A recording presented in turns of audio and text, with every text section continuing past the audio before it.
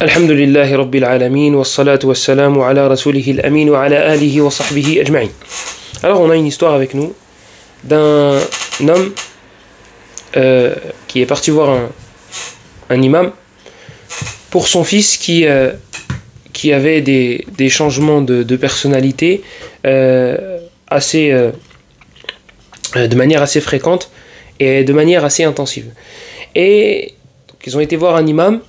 L'imam a récité, la personne, donc le fils, a déclenché et il a cherché des armes, des choses pour taper l'imam. Donc l'imam sort de la mosquée, l'autre il le course, etc., etc. Voilà, c'était quelque chose d'assez... bon, ça dépend du point de vue, hein, drôle à voir ou bien flippant. Donc il dit qu'avec une majmoua, avec un groupe, ils ont réussi à l'attraper et un qui passait par là descend de sa voiture, il dit qu'est-ce qui se passe? Il dit voilà, il s'est passé ça, est-ce que tu peux nous aider? Il dit écoutez, moi je suis pas dans ce domaine-là, mais je peux vous ramener quelqu'un, enfin je peux vous mettre en contact avec quelqu'un qui va vous aider, qui pourra vous aider bi'idhnillah. Et donc il contacte le cheikh qui raconte l'histoire. Le cheikh dit que lorsqu'il arrive, s'assoit près du patient et il lui récite walahu ma sakana fil layli wan nahar, à côté, près de son oreille, proche de son oreille, et lui dit tu n'as pas intérêt de t'exciter, tu restes calme, sinon voilà.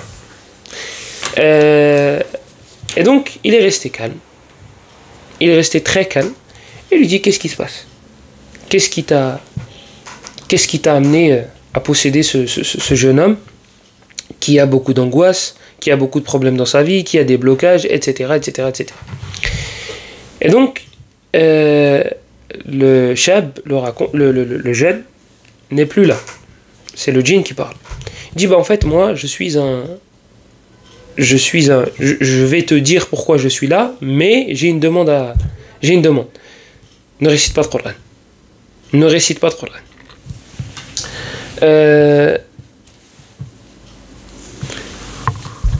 Le cheikh lui dit je vais juste réciter Ayat al-Kursi et les deux derniers versets de Surat al-Baqarah et après on pourra parler. Il lui a dit non. Il lui a dit s'il te plaît ne récite pas. Il a dit s'il te plaît, donc le djinn il parle au raqi, il lui dit s'il te plaît ne récite pas. Je te connais. Je sais qui tu es et les shéatines qui sont avec moi dans ce corps te connaissent.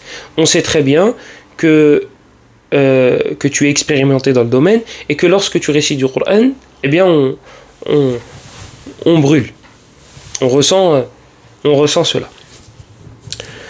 Le cheikh lui dit d'accord, mais alors tu sors, vous sortez. Je lui dis écoute, je ne peux pas sortir, j'ai peur parce que je suis un sort. Et là il y a une mu'amala, donc on va s'adapter. Là en face de toi tu as un djinn qui a peur. C'est parfois même des victimes.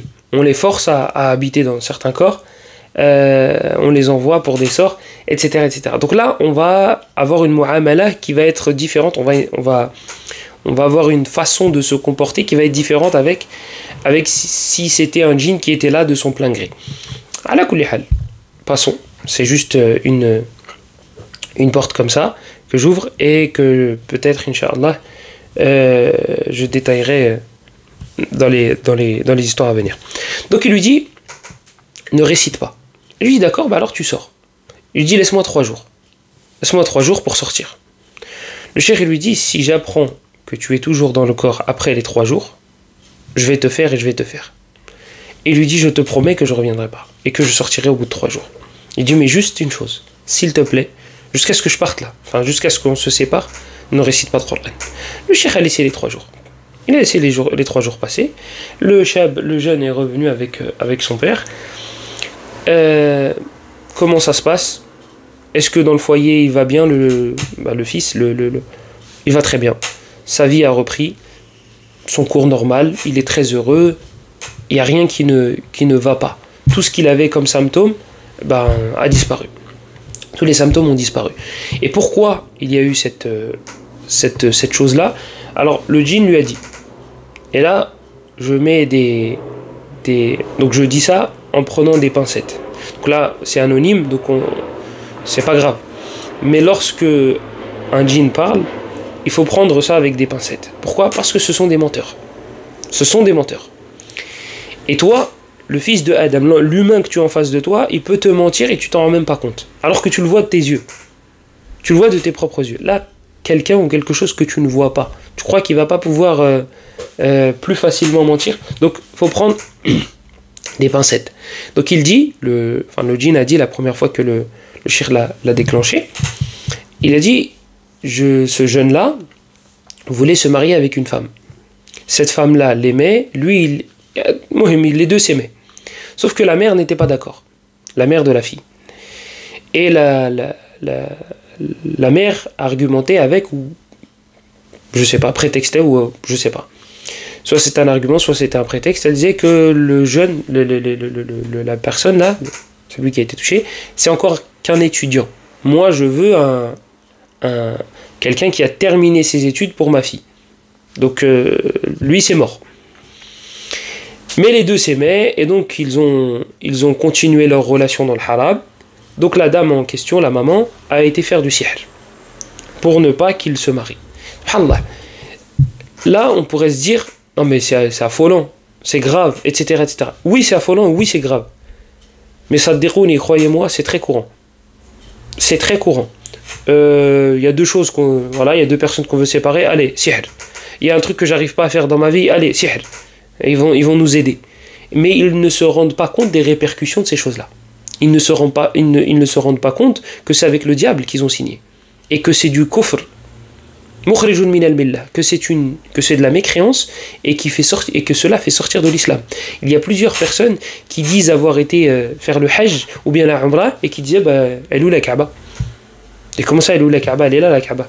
Je dis non, elle n'est pas là. Elle est où? Et ils ne la voyaient pas, alors qu'elle était en face d'elle. Et quand tu fouilles, qu'est-ce qui s'est passé? Le hajja, Le hajja. Ouais. Qu'est-ce qui s'est passé? Khalti, c'est mieux. Est-ce qu'il y a des choses que tu as faites dans le temps et qui auraient pu causer cela? Parce qu'elle voit tout ce qui est autour, elle le voit, mais la Kaaba, elle ne la voit pas. Et ça, c'est pas une ou deux personnes. Te dire, ah oui, c'est vrai, j'ai fait du sihr quand j'étais jeune, ou bien il y a quelques années, etc. Et moi, je connais une dame, elle a dit à ses enfants, emmenez-moi faire le hajj. Ses enfants, ils nous disent, mais tu vas faire quoi là-bas? Qu'est-ce que tu vas faire là-bas? Elle faisait du sihr. Et elle ne s'en est pas repentie. Dès qu'elle avait un problème ou quelque chose comme ça, et elle voulait le régler, elle faisait du sihr. Les enfants, ils lui disent, mais tu vas faire quoi au hajj? Pourquoi tu veux aller là-bas? Subhanallah al-azim. Tu te repens, tu veux aller, c'est autre chose. Mais tu vas alors que tu fais ces choses-là, garde ton argent. Garde ton argent et laisse la place aux musulmans. Laisse la place aux musulmans pour qu'ils aillent faire le hajj. Mais tu te repens et tu veux y aller, babu tawba maftouh. Donc la personne, la maman, a fait du sihr. Il y a même certains qui disent, moi je fais de la magie pour protéger mes enfants. Et c'est connu dans certaines régions qu'ils font cela. Et quand ces personnes-là qui viennent de ce genre de pays se convertissent à l'islam, ils ont souvent des angoisses et des problèmes. Du jour au lendemain. Normalement, c'est l'axe. Normalement, quand tu te convertis, tu te sens mieux. Eux, ils se sentent angoissés et dépressifs, etc., etc. Oui, parce que juste avant qu'ils se convertissent, le djinn en question, qui était chargé de le protéger, ils protègent rien du tout, ils peuvent même pas se protéger eux-mêmes. Allah nous dit lorsque certains ont cherché refuge auprès des démons ou bien auprès des djinns.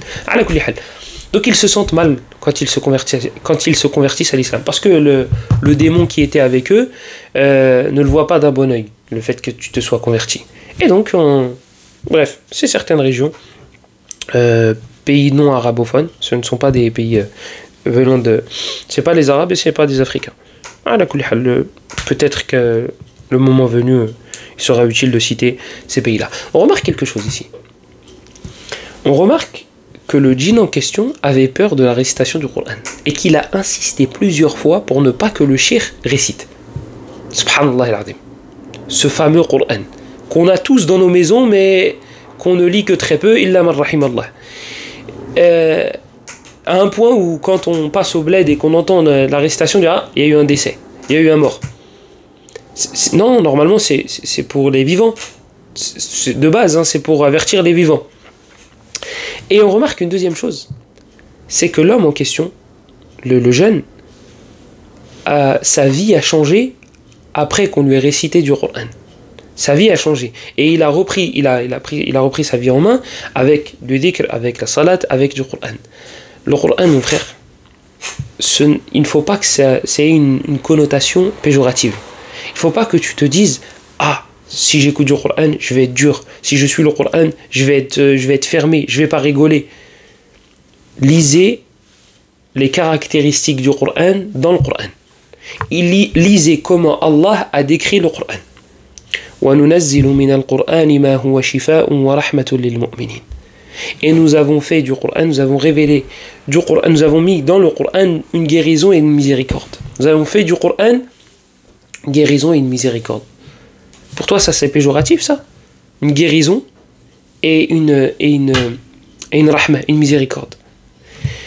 Allah subhanahu wa ta'ala, il nous dit Ya ayyuhan nas, qad ja'atkum maw'izatun min rabbikum wa shifa'un lima fi as-sudur. Ô vous les gens, une exhortation de la part de votre Seigneur vous est parvenue. Une guérison et une miséricorde pour les croyants. Allah subhanahu wa ta'ala nous dit Qul aminu bihi aw la tu'minu. Ça c'est ceux qui écoutent le Coran, leur réaction lorsqu'ils écoutent le Coran. Qul aminu bihi aw la tu'minu. إن الذين أوتوا العلم من قبله إذا يتلى عليهم يخرون للأذقان سجدا ويقولون سبحان ربنا إن كان وعد ربنا لمفعولا ويخرون للأذقان يبكون ويزيدهم خشوعا.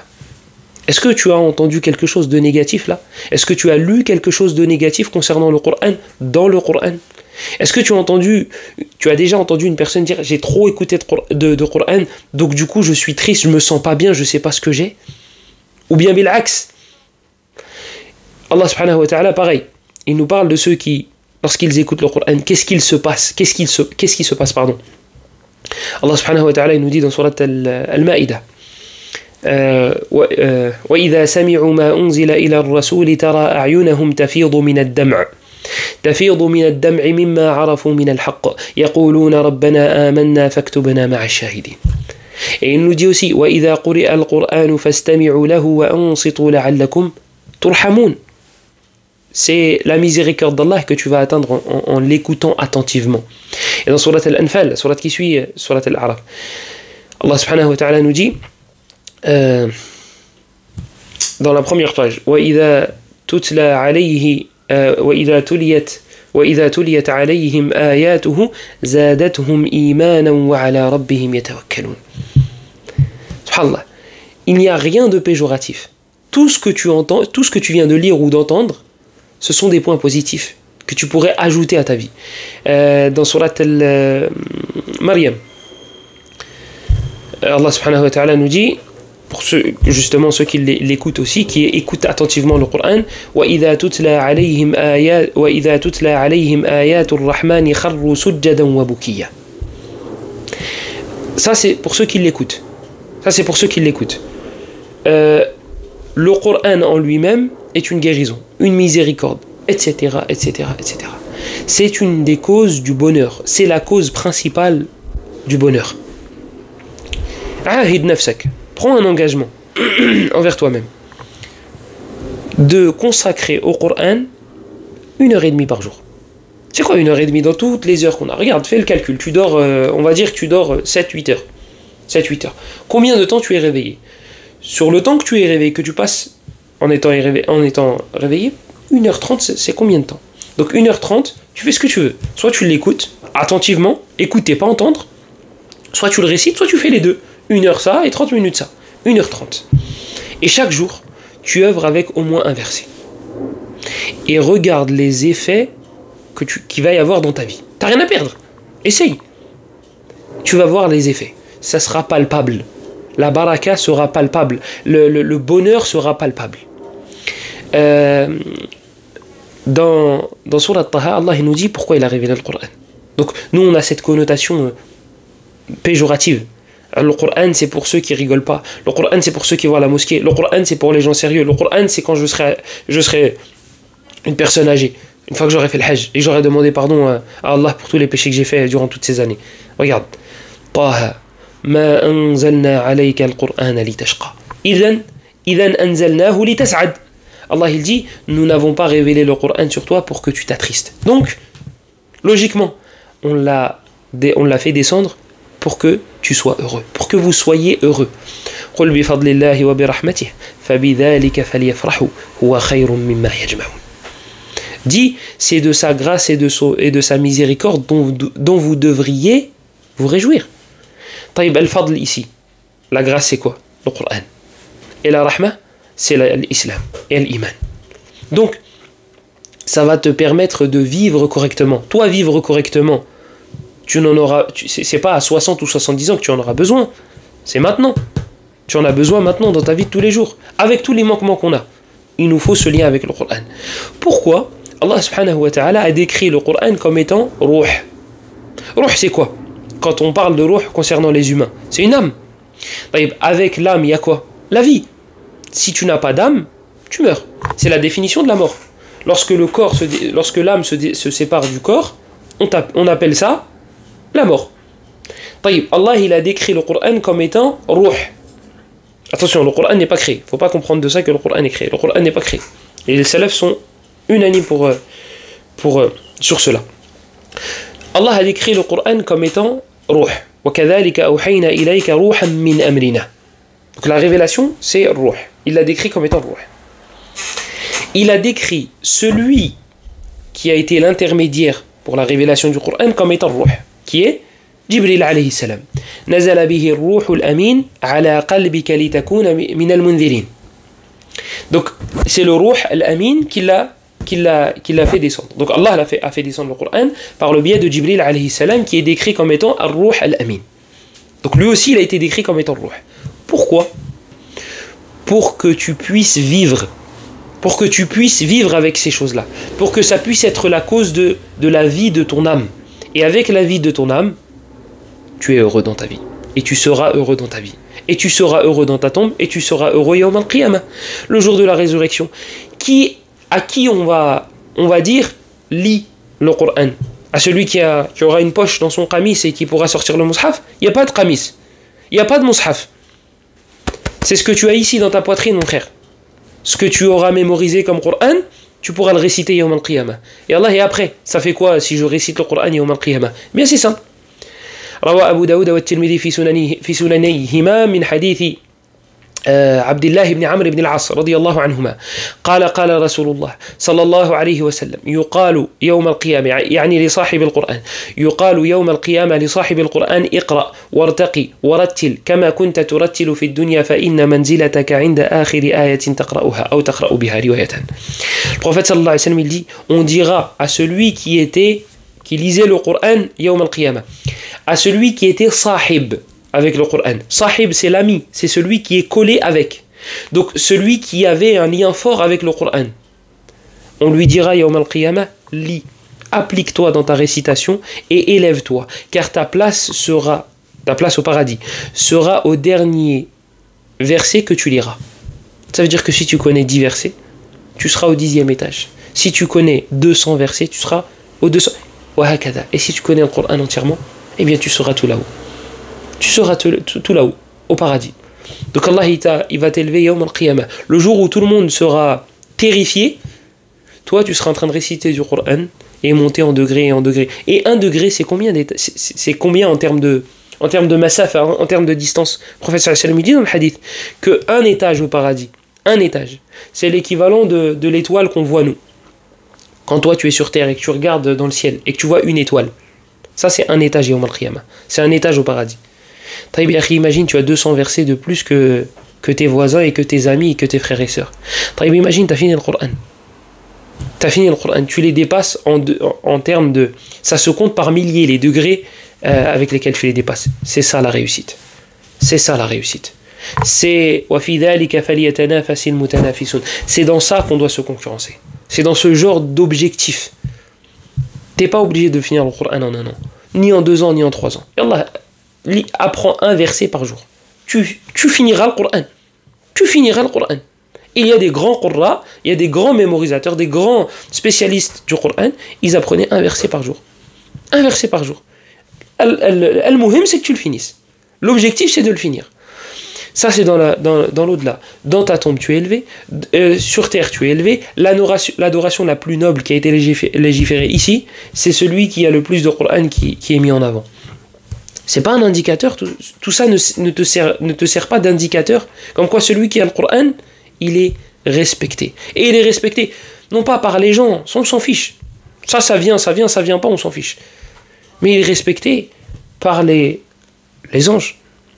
Allah subhanahu wa ta'ala lui donne une place spéciale. C'est pas monsieur tout le monde. Allah a décrit celui qui a mémorisé le Coran comme étant une personne de science. Bal huwa ayatun bayyinatun fi suduril ladhina utul ilm.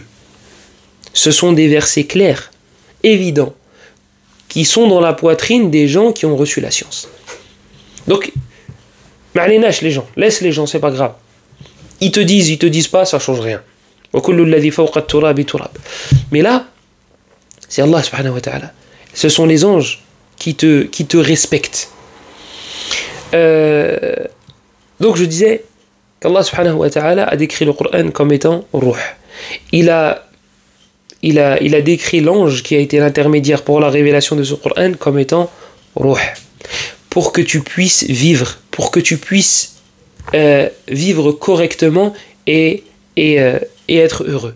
Et le prophète sallallahu alayhi wa sallam, il nous dit dans le hadith d'Abu Musa al-Ash'ari radiyallahu anhu dans Sahih al-Bukhari, mathalul ladhi yadhkuru rabbah wal ladhi la yadhkuru rabbah mathalul hayy wal mayyit. L'image de celui qui évoque son Seigneur et de celui qui ne l'évoque pas est semblable aux morts et aux vivants. Pourquoi aux morts et aux vivants? Les deux ils sont vivants. Les deux, leur âme elle est encore là. Mais sauf qu'il y en a un, son âme elle n'est pas nourrie. L'autre, son âme elle nage dans le bonheur. Pourquoi? Parce que celui-là évoque Allah et celui-là il ne l'évoque pas. Et la meilleure façon d'évoquer Allah, c'est de réciter le Coran. Comme Sufyan al-Thawri rahimahullah ta'ala disait, Sami'na anna al-Qur'ana afdalu dhikr idha umila bih. Il dit, Sufyan al-Thawri, nous avons entendu que la meilleure façon d'évoquer Allah, c'est de réciter le Coran. Idha umila bih. Lorsque son auteur œuvre avec celui-ci. Je pense que c'est tout ce que je voulais dire pour aujourd'hui. صلى الله وسلم وبارك على نبينا محمد وعلى آله وصحبه أجمعين والحمد لله رب العالمين.